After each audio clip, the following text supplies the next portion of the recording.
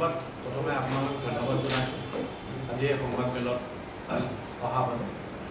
আজি মোৰ লগত ৰাইজৰ দলৰ কাৰ্যকৰী সভাপতি ভাস্কৰী শইকীয়া আৰু সাধাৰণ সম্পাদক চিন্ময় বৰা ডাঙৰীয়া আছে।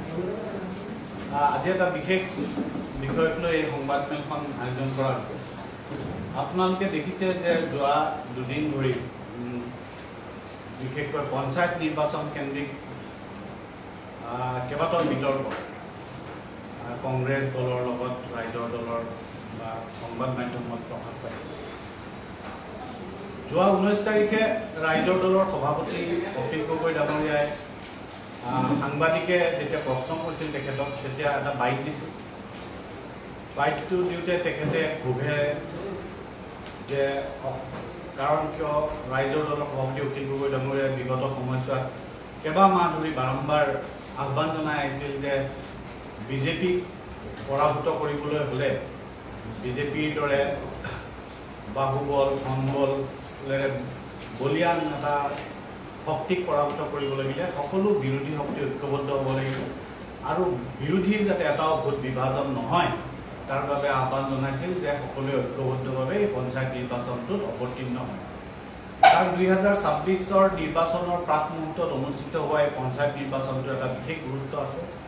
এই পঞ্চায়ত নিৰ্বাচনটোত যদি আমি সকলো ঐক্যবদ্ধ হ'ব পাৰিলোঁ হয়, তেতিয়াহ'লে এই বাৰ্তাটো তৃণমূল পৰ্যায়লৈকে গ'ল হয়। সেইকাৰণে ৰাইজৰ দল তথা ৰাইজৰ দলৰ সভাপতিয়ে বিৰোধী ঐক্যৰ আহ্বান জনাই আছে। কিন্তু তাৎপৰ্যপূৰ্ণ কথাটো হ'ল কংগ্ৰেছে এই কথাত একেবাৰে সঁহাৰি দিয়া নাছিল আৰু যেতিয়াই কংগ্ৰেছৰ সভাপতিক বাৰম্বাৰ কোৱা হৈছিল তেতিয়া তেখেতে সংবাদমেল যোগেও কৈছিল যে এইবাৰ পঞ্চায়ত নিৰ্বাচনৰ বাবে ঐক্যবদ্ধতাৰ ক্ষেত্ৰত জিলা সভাপতি আৰু মণ্ডল কংগ্ৰেছক নিৰ্দেশনা জাৰি কৰা হৈছে যাতে আঞ্চলিক পৰ্যায়ত এই ঐক্যবদ্ধতা হয়।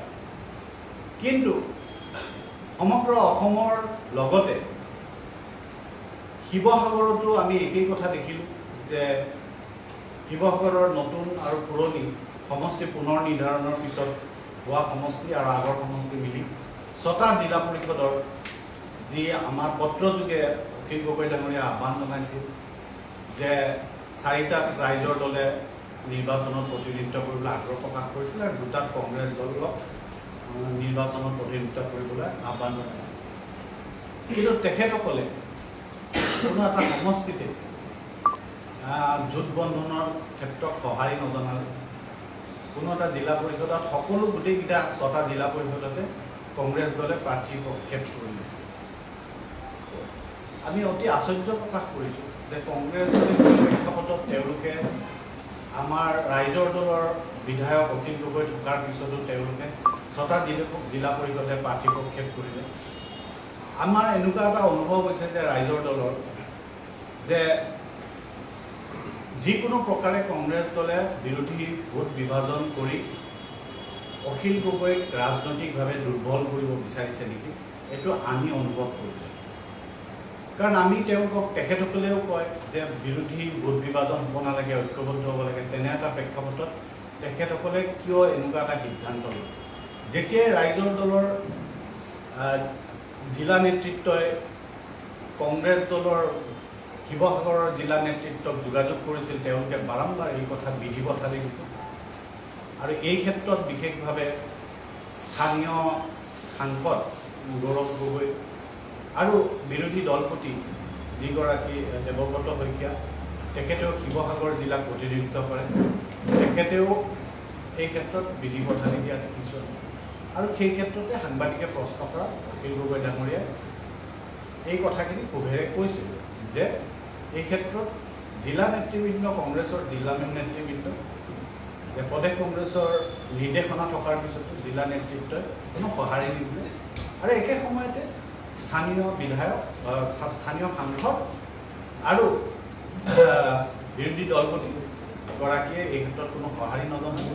সেইকাৰণে ক্ষোভেৰে আচলতে সংবাদ মাধ্যমত বাইট দিছিল। তাৰপিছত আজি বাতৰি কাকতৰ শিৰোনামা আছে যে কংগ্ৰেছ দলে কেৱল সংবাদ মেল আয়োজন কৰাত শিৱসাগৰতেই হওক বা সেয়া ৰাজীৱ ভৱনতে হওক তেখেতসকল ব্যস্ত, যি সময়ত আজি শাসকীয় দলে সম্পূৰ্ণ তৎপৰতাৰে নিৰ্বাচনী প্ৰচাৰ আৰম্ভ কৰিছে।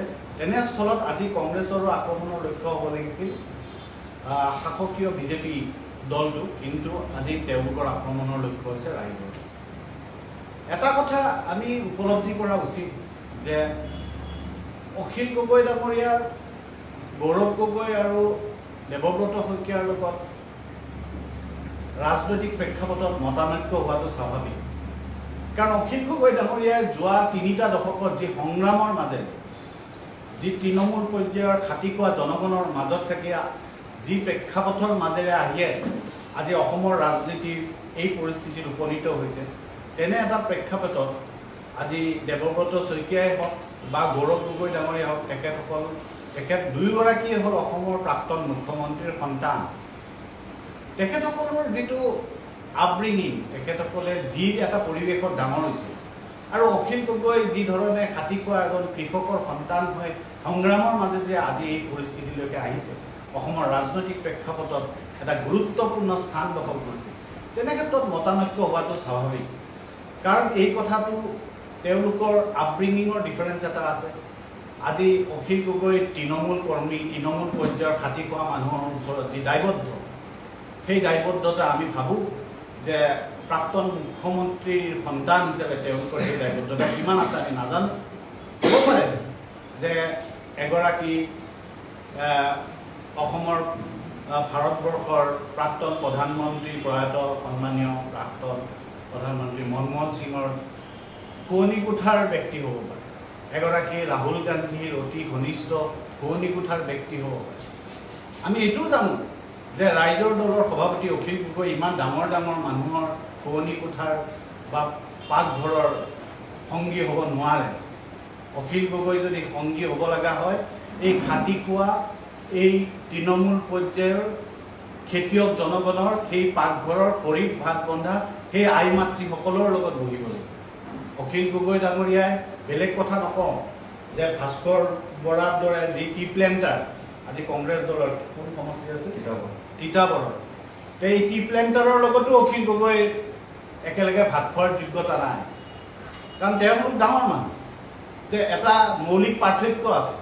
আজি অখিল গগৈ ডাঙৰীয়াই যি আজি দায়বদ্ধতা, তৃণমূল কৰ্মীৰ লগত যি দায়বদ্ধতা, আজি যি সংগ্ৰামৰ মাজেৰে আহিছে, আজি অখিল গগৈ ডাঙৰীয়াৰ নিৰ্দেশ মৰ্মে, আহ্বান মৰ্মে যোৱা লোকসভা নিৰ্বাচনত গৌৰৱ গগৈ ডাঙৰীয়াৰ কাৰণে যি জঁপিয়াই পৰিছিল, আজি শিৱসাগৰৰ যিকেইটা পঞ্চায়তৰ কথা কৈছোঁ, যিকেইটা জিলা পৰিষদ, 6টা জিলা পৰিষদৰ কথা কৈছোঁ, সেই জিলা পৰিষদৰ তৃণমূল কৰ্মীসকলে যেতিয়াই যোৱা লোকসভা নিৰ্বাচনত অখিল গগৈ ডাঙৰীয়াৰ নিৰ্দেশ মৰ্মে জঁপিয়াই পৰিছিল, আজি সেই কৰ্মীসকলে এই পঞ্চায়ত নিৰ্বাচনত প্ৰতিনিধিত্ব কৰিছে। আজি তেওঁলোকে প্ৰতাৰিত অনুভৱ কৰিছে। যিসকল ব্যক্তিয়ে ৰাইজৰ দলৰ নিষ্ঠাবান তৃণমূল কৰ্মীয়ে দিনে নিশাই অহৰহ কেৱল গৌৰৱ গগৈক জয় কৰাবৰ কাৰণে, নিৰ্বাচনত জয় কৰাই আনিবৰ কাৰণে দিনে নিশাই কাম কৰিছিল, আজি তেওঁলোকে অনুভৱ কৰিছে যে প্ৰতাৰিত হ'ল। কাৰণ কিয়, তেখেতসকলৰ নেতাই যেতিয়া স্থানীয় সাংসদগৰাকীক ফোন কৰে, এবাৰ নহয়, দুবাৰ নহয়, কেইবাবাৰো ফোন কৰে, ফোন ধৰি কেনে আজি সাধাৰণ জনগণৰ কথাখিনি শুনিবৰ কাৰণেও তেখেতৰ সময় নাই। তেনে এটা প্ৰেক্ষাপটত কিন্তু আজি অখিল গগৈ ডাঙৰীয়াক কিন্তু জবাবদিহি কৰিছে সাধাৰণ তৃণমূল, যে আপুনি আমাক কিয় পঠিয়াইছে। আজি ৰাইজৰ দলে যোৱা লোকসভা নিৰ্বাচনত কি ধৰণে দিনে নিশাই এক কৰি কাম কৰিছিল, ৰাইজৰ দলৰ সকলো তৃণমূল কৰ্মীয়ে কাম কৰিছিল, সেই কথা আপোনালোক সকলোৱে জানে। আজি ৰাইজৰ দলে যেতিয়া তৃণমূল এইখন, মই বেলেগ কথা নকওঁ, এইখন পোষ্টাৰ অখিল গগৈ ডাঙৰীয়াই প্ৰস্তুত কৰা আছে, যে তপন গগৈয়ে সংসদত কিমান প্ৰশ্ন কৰিছিল, গৌৰৱ গগৈ কিমান প্ৰশ্ন কৰিছিল, কিমান বলিষ্ঠ ভূমিকা লৈছিল, এই সকলো কথা ডায়েগ্ৰাম দি কেনে এই পোষ্টাৰ বনাই কেইবা লাখ পোষ্টাৰে ৰাইজৰ দলে ঘৰে ঘৰে ৱালে ৱালে দেৱাল লিখন কৰিছিল, এই পোষ্টাৰ মাৰিছিল। কোনে মাৰিছিল? আজি যিসকলে এই পঞ্চায়ত নিৰ্বাচনত প্ৰতিনিধিত্ব কৰিছিল। এবাৰৰ কাৰণে অনুভৱ নকৰিলে তেওঁলোকে যে এই তৃণমূল কৰ্মীসকলক জয়লাভ কৰি আৰু জয়লাভ কৰাই আনিব বা ঐক্যবদ্ধভাৱে নিৰ্বাচনত অৱতীৰ্ণ, কংগ্ৰেছেও নিৰ্বাচনত অৱতীৰ্ণ হওক আৰু ৰাইজৰ দলে অৱতীৰ্ণ হওক, কিন্তু তেখেতসকলে কোনো সঁহাৰি নকৰে। সেইকাৰণে আমি অনুভৱ কৰোঁ যে সোণৰ চামুচ খাই ডাঙৰ হোৱা সন্তান যে এখেতসকলে সেই তৃণমূল পৰ্যায়ৰ লোকসকলৰ কথা দুখ বেদনাৰ কথা বুজি নাপায়। তেখেতসকলে ৰাজনৈতিক ক্ষেত্ৰখনত বিজেপিক উৎখাত কৰিবৰ কাৰণে দৃঢ়তাৰে ৰাজপথলৈ ওলাই আহিছিল, বিজেপিৰ ভয় ভাবুকিৰ বিৰুদ্ধে ৰাজপথলৈ ওলাই আহিছিল।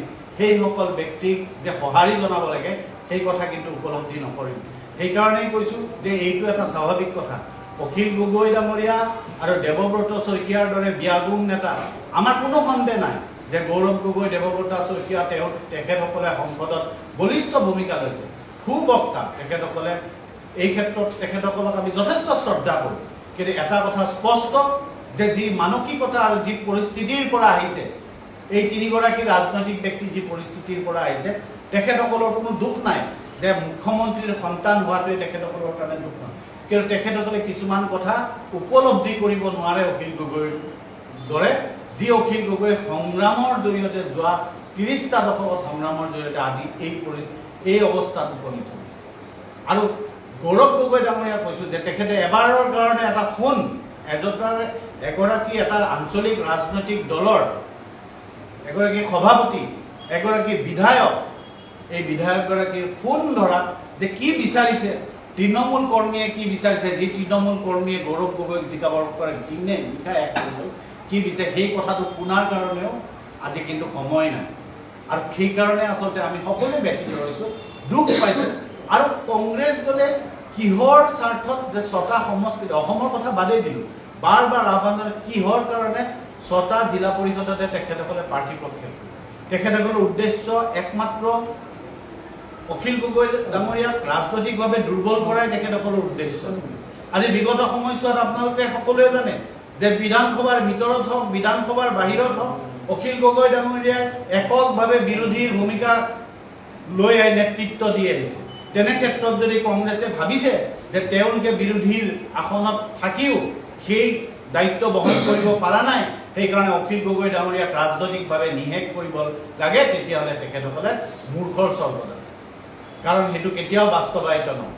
আমি দৃঢ়তাৰে কওঁ, যিমানে কংগ্ৰেছে ভোট ভাঙি বিজেপিৰ জয় প্ৰশস্ত কৰিব চেষ্টা নকৰক, অখিল গগৈ ডাঙৰীয়াক ৰাজনৈতিকভাৱে দুৰ্বল কৰাৰ চেষ্টা নকৰক, ৰাইজৰ দলে যি সীমিত সংখ্যক আসনত নিৰ্বাচনত প্ৰতিনিধিত্ব কৰিছে সমগ্ৰ অসমত আৰু শিৱসাগৰত যথেষ্ট ভাল ফলাফল দেখাবলৈ সক্ষম হ'ব। কিন্তু আমি আহ্বান জনাইছিলোঁ যাতে আমি এই বাৰ্তাটো বিধানসভা নিৰ্বাচনৰ পাকমুহূৰ্তত ৰাইজলৈ লৈ যাব পাৰোঁ, যাতে আমি ঐক্যবদ্ধ।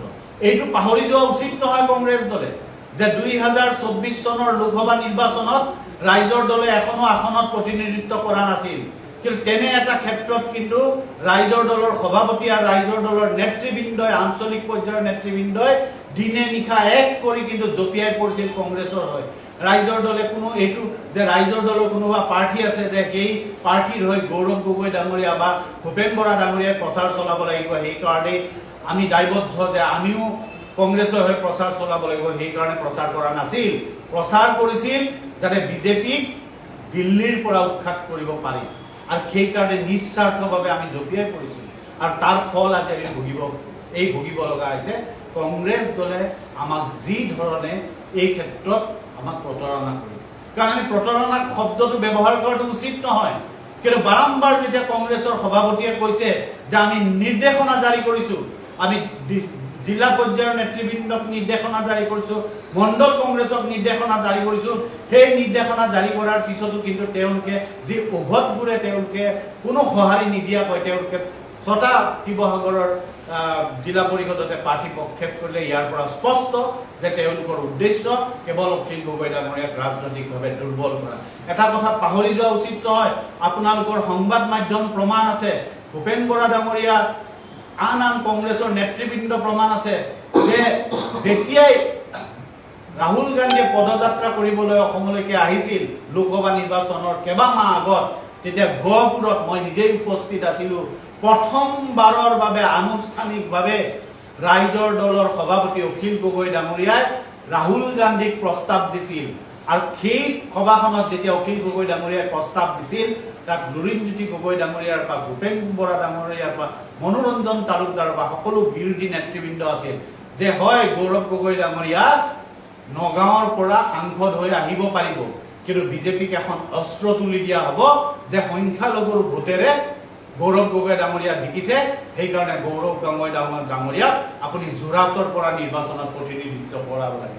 আৰু তাৰ পুৰস্কাৰ হৈছে এতিয়া গৌৰৱ গগৈ ডাঙৰীয়াই তেখেতৰ হৈ দিনে ৰাতিয়ে ৰাইজৰ দলৰ তৃণমূল কৰ্মী যোনে এইবাৰ পঞ্চায়তত প্ৰতিনিধিত্ব কৰিছে তেখেতসকলৰ বাৰ্তা দিব খোজোতে বাৰম্বাৰ ফোন কৰোঁতে ফোন তোলাৰ কাৰণে এবাৰৰ কাৰণে সময় নাই। আমি আচৰিত হৈছো যে কংগ্ৰেছৰ সভাপতিগৰাকীও এই ক্ষেত্ৰত নিৰ্দেশনা জাৰি কৰাৰ পিছতো যেতিয়াই জিলা পৰ্যায়ৰ নেতৃবৃন্দ হওক বা আন কেন্দ্ৰীয় নেতৃবৃন্দই হওক যেতিয়া তেখেতৰ কথাত গুৰুত্ব নিদিয়ে আমি নিশ্চয় প্ৰশ্ন কৰিম যে কংগ্ৰেছৰ সভাপতি ভূপেন বৰা ডাঙৰীয়াকো যে আপোনাৰ নিয়ন্ত্ৰণত নাই নেকি কংগ্ৰেছ দল, আপোনাৰ নিয়ন্ত্ৰণৰ বাহিৰত গুচি গৈছে নেকি কংগ্ৰেছ দল। যদি আপুনি আপোনাৰ নিৰ্দেশনা নামানে তেতিয়াহ'লে কিন্তু এটা কথা স্পষ্ট, আমি কি বিশ্বাসেৰে ভৱিষ্যতে কিন্তু কংগ্ৰেছৰ লগত ঐক্যবদ্ধভাৱে আগবাঢ়িম। আৰু সেইকাৰণে কংগ্ৰেছে যে ঐক্যবদ্ধ আৰু দৃঢ়তাৰে যে তেওঁলোকে যে ঐক্যবদ্ধতা বিচাৰে আগন্তুক বিধানসভা নিৰ্বাচনত সেই কথাটো স্পষ্ট কৰা।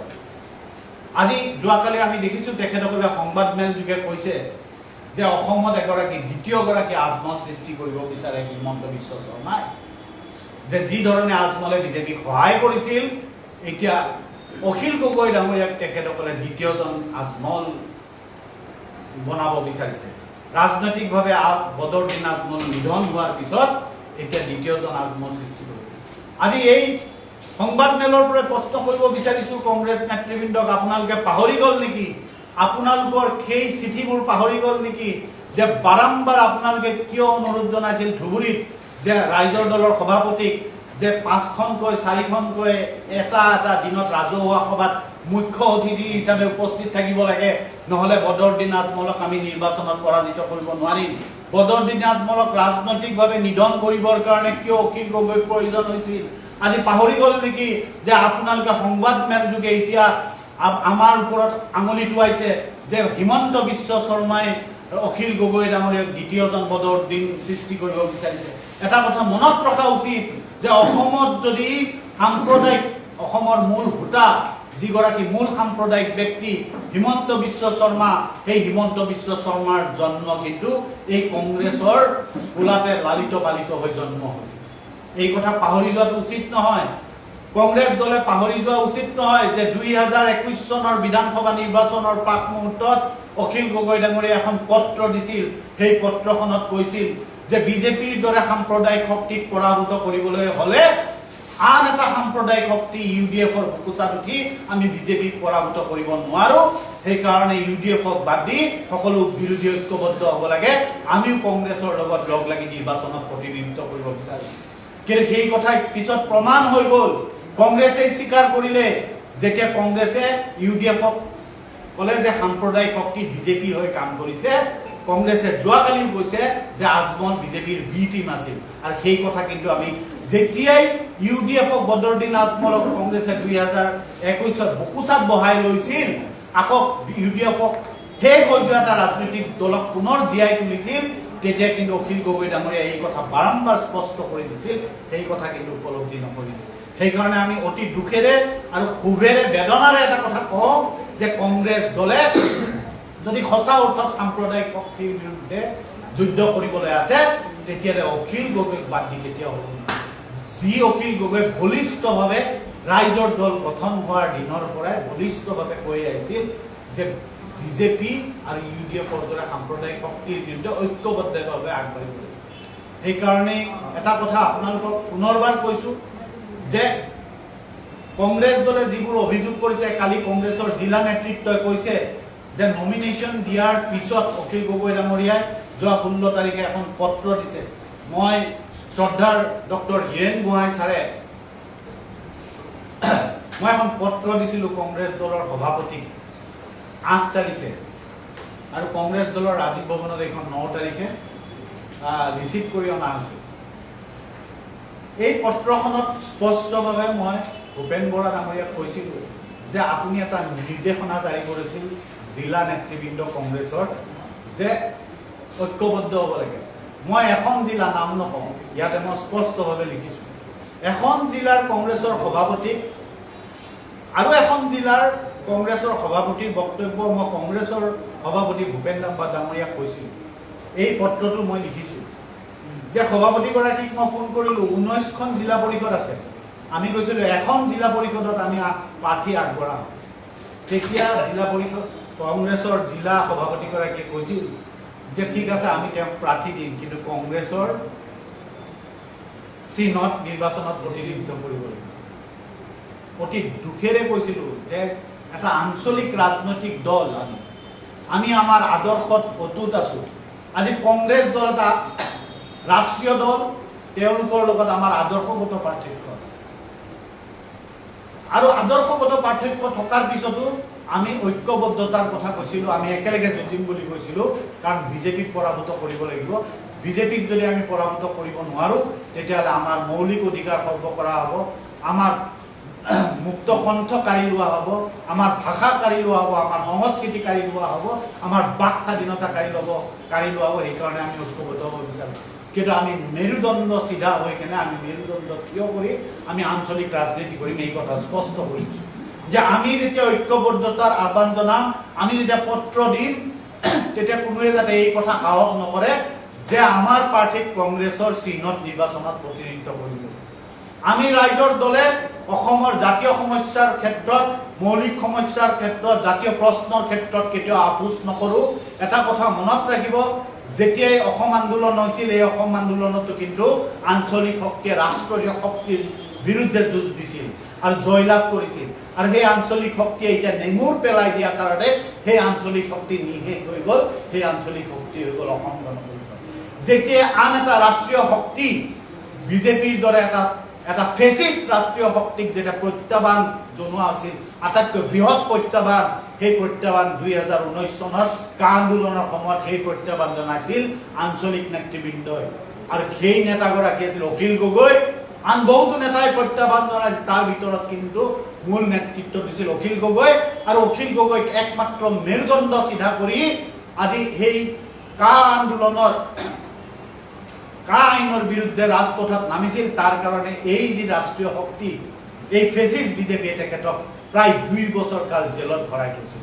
সেইকাৰণে এটা কথা পুনৰবাৰ দোহাৰিব বিচাৰিছোঁ, ৰাইজৰ দলে ঐক্যবদ্ধতা বিচাৰে, ঐক্যবদ্ধভাৱে নিৰ্বাচনত অৱতীৰ্ণ হ'ব বিচাৰে, কিন্তু নিজৰ মেৰুদণ্ড চিধা কৰি অসমৰ জনগণৰ মৌলিক অধিকাৰ কেতিয়াও যাতে ক্ষতি নহয়, অসমৰ জনগণৰ মৌলিক অধিকাৰ সদায় প্ৰথম আৰু সদায় প্ৰথম হৈ থাকিব লাগিব।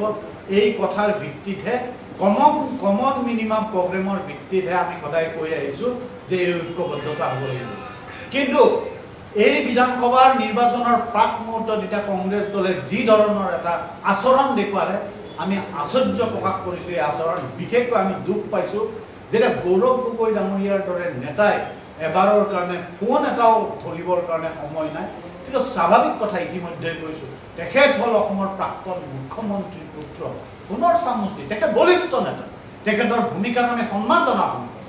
কিন্তু তেখেতৰ দৰে নেতাই এই তৃণমূল পৰ্যায়ৰ নেতৃবৃন্দৰ বেদনা বুজি নাপাব। 2024 চনৰ লোকসভা নিৰ্বাচনত যি ধৰণে ৰাইজৰ দলে জঁপিয়াই পৰিছিল শিৱসাগৰত যোৰহাটৰ প্ৰাৰ্থীগৰাকীক জয় কৰাৰ ক্ষেত্ৰত, অতি ন্যূনতম কৃতজ্ঞতা বোধো নেদেখুওৱাৰ বাবে আমি দুখ পাইছোঁ। আৰু একে সময়তে দেৱব্ৰত শইকীয়াও যি বিধি পথা লিখিলে তাৰ কাৰণে দুখ পাইছোঁ। আৰু ভূপেন বৰা ডাঙৰীয়াই যি 2তলীয়া স্থিতি ল'লে, একপিনে তেখেতে ক'লে আমি নিৰ্দেশনা জাৰি কৰিছোঁ, আনফালে কিন্তু জিলা পৰ্যায়ে কোনো আমাক সঁহাৰি নজনালে। আমি পত্ৰ দিয়াৰ পিছতো এই পত্ৰৰ আজিলৈকে কোনো সুদুত্তৰ নাপালোঁ। এই মাহৰ 8 তাৰিখে দিয়া পত্ৰখনৰ আজি সুদুত্তৰ নাপালোঁ, কোনো ব্যৱস্থা লোৱা নহ'ল। তাৰপিছত যেতিয়া সংবাদ মাধ্যমে যেতিয়া আমাৰ সভাপতিক যেতিয়া বাইক ল'লে আমি তাৰমানে ক্ষোভ উজাৰিব নোৱাৰোঁ। এইটো কথা যদি কংগ্ৰেছে ভাবিছে, তাৰ কাৰণে তেওঁলোকে বিজেপিক আক্ৰমণ কৰাৰ ঠাইত যদি ৰাজীৱ ভৱনৰ পৰা শিৱসাগৰলৈকে যে সংবাদমেল কৰি বিজেপিক আক্ৰমণ কৰাৰ ঠাইত ৰাইজৰ দলক লক্ষ্য কৰি লয়, তেতিয়াহ'লে তেখেতসকলে মূৰ্খৰ স্বৰ্গ। আৰু সেইকাৰণে কৈছোঁ, আমি কংগ্ৰেছৰ প্ৰতি আমাৰ সদিচ্ছা আছে, কিন্তু সেই সদিচ্ছা তেওঁলোকে দেখুৱাওক। শিৱসাগৰত আৰু এই পঞ্চায়ত নিৰ্বাচনে তেওঁলোকে দেখুৱাব নোৱাৰিলে। বাৰম্বাৰ অনুৰোধ কৰাৰ পিছত শিৱসাগৰৰ 6টা জিলা পৰিষদ বাদ দিয়ক সমগ্ৰ অসমৰ এটা জিলা পৰিষদতো তেখেতসকলে এখন এৰি দি তেওঁলোকৰ সদিচ্ছা দেখুৱাব নোৱাৰিলে আৰু সেইকাৰণে অসমৰ জনগণৰ ওচৰত আমি এৰি দিছোঁ যে আজি আচল সঁচা অৰ্থত যদি বিৰোধী ঐক্যৰ সদিচ্ছা দেখুৱাইছে কোনে দেখুৱাইছে আগন্তুক দিনত অসমৰ জনগণে সিদ্ধান্ত ল'ব। এটা মাজতে শুনিছোঁ কংগ্ৰেছে কৈ আছে অখিল গগৈ দ্বিতীয়জন বদৰুদ্দিন আজমল হৈ পেলাই আওপকীয়ে কৈছে আৰু যে বিজেপিক সহায় কৰিব। ৰাইজৰ দলে কৈছে কংগ্ৰেছে বিজেপিক সহায় কৰিব। আচলতে কোন কাৰ পত্ৰ হৈ আছে? না চাওক, দুটা কথা আছে। এটা হ'ল বদৰুদ্দিন আজমলক ৰাজনৈতিকভাৱে নিশেষ কৰাৰ কাৰণে, ৰাজনৈতিকভাৱে বধ কৰাৰ কাৰণে কোনগৰাকী ব্যক্তি সেই ৰাইজৰ দলে দাবী কৰাৰ কথা নহয়। আপুনি কংগ্ৰেছ দলৰ যি তত্ত্বাৱধায়ক জিতেন্দ্ৰ সিং, মই এটা কথা কৈ দিওঁ, মীৰা বৰঠাকুৰ, এটা ঘটনা আপোনাক কৈছোঁ, মীৰা বৰঠাকুৰ ডাঙৰীয়ানীয়ে নমিনেশ্যনৰ প্ৰচাৰৰ শেষ দিনটোৰ দিনাখন গুৱাহাটীত এটা ৰেলী আছে। সেই ৰেলীটোত অখিল গগৈ ডাঙৰীয়া অংশগ্ৰহণ কৰিব বিচাৰিছে আৰু জিতেন্দ্ৰ সিং ডাঙৰীয়াকো কোৱা হৈছিল, কিন্তু তেওঁলোকে এটা মুহূৰ্তৰ কাৰণে অখিল গগৈ ডাঙৰীয়াক শিৱসাগৰৰ পৰা এৰি দিব নোৱাৰে, অনুৰোধ জনাইছে। ধুবুৰীৰ পৰা এৰি দিব নোৱাৰে, অনুৰোধ জনাইছে। এদিনৰ কাৰণে এৰি দিব নোৱাৰে, কাৰণ তেওঁলোকে অখিল গগৈ ডাঙৰীয়া নহ'লে বদৰুদ্দিন আজমলক ৰাজনৈতিকভাৱে উৎখাত কৰিব নোৱাৰে বুলি তেওঁলোকে ইতিমধ্যে আপোনালোকে জিতেন্দ্ৰ সিং ডাঙৰীয়াক এই কথা প্ৰশ্ন কৰিব, ভূপেন বৰা ডাঙৰীয়াক এই কথা প্ৰশ্ন কৰিব আৰু ৰকিবুল হুছেইন ডাঙৰীয়াক এই কথা প্ৰশ্ন কৰিব, হয়নে নহয়? মীৰা বৰঠাকুৰ ডাঙৰীয়াৰ শেষ দিনৰ শোভাযাত্ৰাত অখিল গগৈ ডাঙৰীয়া অংশগ্ৰহণ কৰিব বিচাৰিছিল, কিন্তু তেওঁলোকে এদিনৰ কাৰণে ধুবুৰীৰ পৰা এৰি দিছিল। আজি তেওঁলোকে তাৰপিছত কয় যে সংবাদমেল কৰি কৈছে দ্বিতীয়জন বদৰুদ্দিন আজমল সৃষ্টি কৰি কৈছে, যিগৰাকী ব্যক্তি অখিল গগৈ ডাঙৰীয়াই অসমৰ মুখ্যমন্ত্ৰীক আপুনি সৰ্বকালৰ আটাইতকৈ দুৰ্নীতিপৰায়ণ মুখ্যমন্ত্ৰী বুলি বিধানসভাৰ ভিতৰত কোৱাৰ সাহস দেখুৱাইছে অসমৰ কোনজন দ্বিতীয়জন ব্যক্তি? মই কংগ্ৰেছ দলৰ নেতৃবৃন্দকো কৈছোঁ, আপোনালোকে দেখুৱাই দিয়ক কোনগৰাকী দ্বিতীয়গৰাকী ব্যক্তিয়ে এই কথা সাহস কৰিছে, কোনগৰাকী অসমৰ দ্বিতীয়গৰাকী ব্যক্তিয়ে অসমৰ মুখ্যমন্ত্ৰীৰ ভূমি কেলেংকাৰীৰ পৰা পিপি কিট কেলেংকাৰী বা ফ্লাইঅভাৰ কেলেংকাৰী বা সাৰদা কেলেংকাৰীৰ পৰা ৰিজৰ্ট কেলেংকাৰী বা সকলো কেলেংকাৰী ৰাইজৰ ওচৰলৈ উলিয়াই আনিছে। সেই কথা আপোনালোকে কংগ্ৰেছৰ নেতৃবৃন্দক প্ৰশ্ন কৰিব। আজি কংগ্ৰেছ নেতৃবৃন্দ বিজেপিৰ বি টিম বুলি আমি নকওঁ। অখিল গগৈ ডাঙৰীয়াও এবাৰৰ কাৰণেও কোৱা নাই যে গৌৰৱ গগৈ হিমন্ত বিশ্বৰ লগত মিলি আছে। অখিল গগৈ ডাঙৰীয়া এটা কথা স্পষ্টভাৱে কৈছে যে এজন ব্যক্তি আছে, কি নাম? শুভমিত্ৰ গগৈ, যিগৰাকী ব্যক্তিয়ে কংগ্ৰেছৰ প্ৰাৰ্থী আছিল যোৱাবাৰ। সেই শুভমিত্ৰ গগৈ দাদা ব্ৰিগেডৰো ঘনিষ্ঠ আৰু গৌৰৱ গগৈৰো ঘনিষ্ঠ। সেই কথাটো স্পষ্ট। যি গৌৰৱ গগৈ যোৱা লোকসভা নিৰ্বাচনৰ নমিনেশ্যন দিয়াৰ দিনাখন সন্মুখৰ পৰা নেতৃত্ব দিছিল মানৱ ডেকা ডাঙৰীয়া, সেই মানৱ ডেকা ডাঙৰীয়াই তাৰ দুদিন পিছত কংগ্ৰেছৰ মন্ত্ৰী, প্ৰাক্তন মন্ত্ৰী অকণ বৰা ডাঙৰীয়াৰ পুত্ৰ মানৱ ডেকা, মানস বৰা ডাঙৰীয়া, সেই মানস বৰা ডাঙৰীয়া আপোনালোকে জানে যে গৌৰৱ গগৈৰ শুৱনি কোঠাৰ বন্ধু, নলে গলে লগা শুৱনি কোঠাৰ বন্ধু। সেই বন্ধুৱে কিন্তু গৌৰৱ গগৈৰ নমিনেশ্যন দিয়াৰ দিনাখন যোৰহাটত সন্মুখৰ পৰা নেতৃত্ব দিছিল। আপোনালোকৰ সকলো টিভি চেনেলত, ইলেক্ট্ৰনিক মিডিয়া আৰু বাতৰি কাকতৰ সন্মুখৰ পৃষ্ঠাত আছিল যে গৌৰৱ গগৈৰ আগত থিয় হোৱা মানুহজন মানস বৰা।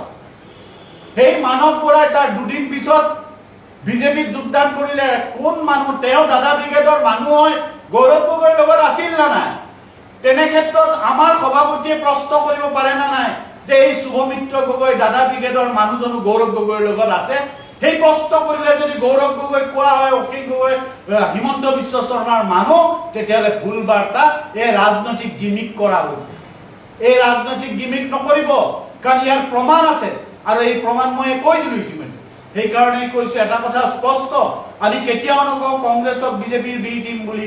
হয়, কংগ্ৰেছৰ কেইবাগৰাকীও নেতাই প্ৰতাৰণা কৰিছে। ইতিমধ্যে আগৰ সংবাদ মেলত মই কৈ দিছো কংগ্ৰেছৰ 40 জনীয়া কোন কোন যোৱাবাৰ বিধানসভাত প্ৰাৰ্থী পোৱা পৰাজিত হোৱা ব্যক্তিয়ে কংগ্ৰেছলৈকে গৈছে আৰু কোনে জয়লাভ কৰি বিজেপিলৈকে গৈছে আৰু কোনে জয়লাভ কৰি কেনে বিজেপিলৈকে গৈছে সকলো মই ইতিমধ্যে তথ্য সহকাৰে ডাটা দিছিলোঁ। তাৰপিছত আৰু দ্বিতীয়টো কথা, ইয়াত কোনো প্ৰশ্ন নাই, স্পষ্ট কথা। আৰু এটা কথা কৈ থৈ দিওঁ যে ৰাইজৰ দলে নিষ্ঠা সহকাৰে যি সীমিত সংখ্যক আসনত নিৰ্বাচনত প্ৰতিনিধিত্ব কৰিছে, নিষ্ঠা সহকাৰে প্ৰতিনিধিত্ব কৰিছে। অভিযোগ আমাৰ বিৰুদ্ধে হোৱা নাই। কংগ্ৰেছৰ প্ৰাৰ্থীও যদি কাৰোবাক ধন দি কেনে প্ৰাৰ্থী লৈছে আমি নাজানো, কিন্তু বাতৰি কাকতত এইবোৰ কথা ওলাইছে যে এই বাতৰি কাকতত আজি প্ৰথম পৃষ্ঠাত ওলাইছে কংগ্ৰেছৰ আভ্যন্তৰীণ দুৰ্নীতিক লৈ তদন্ত কমিটি গঠন ভূপেন বৰাৰ। এয়া পঞ্চায়ত নিৰ্বাচনত, এয়া বাতৰি কাকতৰ প্ৰথম পৃষ্ঠাত ওলাইছে। আজি এই বাতৰি কাকতৰ প্ৰথম পৃষ্ঠাত ওলাইছে যে বিহু খাবলৈ 5 লাখ টকালৈ প্ৰাৰ্থিত্ব প্ৰত্যাহাৰ কংগ্ৰেছী। এয়া ৰাইজৰ দলৰ প্ৰাৰ্থীৰ কথা ওলোৱা নাই, কংগ্ৰেছৰ ওলাইছে। আৰু তাৰ পিছত যদি কংগ্ৰেছ দলে যদি সংবাদ মেল যদি আমাৰ ওপৰত প্ৰশ্ন কৰে তেতিয়াহ'লে আমি আপত্তি থাকিবই। আৰু এটা কথা পুনৰবাৰ স্পষ্ট কৰি দিছোঁ, ৰাইজৰ দলে আঞ্চলিকতাবাদৰ ৰাজনীতি কৰে, মেৰুদণ্ড চিধা কৰি কৰে। ৰাইজৰ দল অসমৰ খাটি খোৱা 3,30,00,000 মানুহৰ ওচৰত জবাবদিহি, ৰাইজৰ দল অসমৰ জনগণৰ পদূলিৰ পৰা জবাবদিহি, ৰাইজৰ দল দিল্লী আৰু দিছপুৰৰ পৰা কেতিয়াও জবাবদিহি নহয়।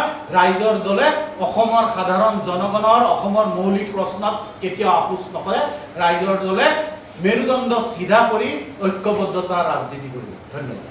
কংগ্ৰেছ দলে ইমান প্ৰতাৰণা কৰাৰ পিছতো আপোনালোকে মিত্ৰতাৰ কথা কৈছে, 26ত কি কৰিব? মিত্ৰতা হ'ব নে আপোনালোকে অকলে কৰিব? চাওক, কংগ্ৰেছ, আপুনি কৈছে যে কংগ্ৰেছ দলে ইমান প্ৰতাৰণা কৰাৰ পিছতো আপোনালোকে মিত্ৰতা কৰিব বিচাৰিছে। আজি আচলতে সঁচা অৰ্থত অকল বিৰোধী ৰাজনৈতিক দল নহয়, অসমৰ জনগণে বুৱতী নদীত পৰি কক বোকাই পানী খাব আৰম্ভ কৰিছে। এতিয়া যদি আমি ঘাঁহ এডালো যদি পানীত পাওঁ সেইডালক খাবত মাৰি ধৰাৰ পৰিস্থিতি আহে। আৰু সেই কথা উপলব্ধি অসমৰ জনগণে কৰিছে, কিন্তু বিৰোধী ৰাজনৈতিক দল কিছুমানে উপলব্ধি কৰা নাই। সেই কথা যেতিয়াই উপলব্ধি কৰিব তেতিয়া সকলো ঐক্যবদ্ধ হ'ব। ধন্যবাদ।